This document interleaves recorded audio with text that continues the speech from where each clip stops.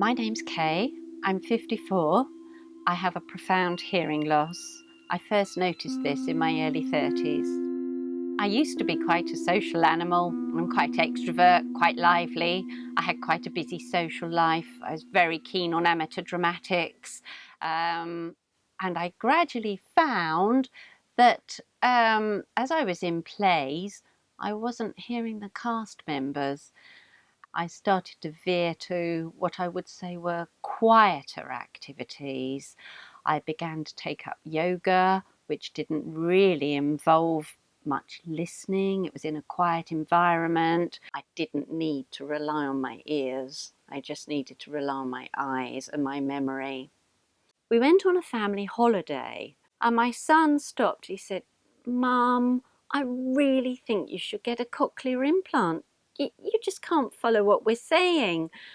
And within a couple of days, he'd done a lot of research on Google and sent me a lot of information about implants. And I thought, yes, I'll go for the assessments. So I had the operation. And as the day of activation came further forward, people were saying to me, "Oh, I expect you're really excited." And actually, I wasn't excited. I was quite nervous. After a couple of hours, I went for a walk downstairs into the hospital canteen to try and get familiar with some of the sounds. Everything sounded completely different. Not one normal sound. The whole day had been one of very mixed emotions. I'd been nervous about having the implant activated. I was excited. I was very overstimulated by all the new sounds. And then I suppose I was very tired and a bit disappointed. After my implant had been activated, I was determined to make it work. So once it was on, and it was staying. I'd been advised to follow some exercises on the computer, and I did these religiously. I haven't been able to use the telephone for about 5 years prior to my implant. So after my implant, my speech therapist said to me, "Let's try using the telephone." I recoiled in fear. I have psychological issues with the telephone. But she said, no, we'll take it stage by stage.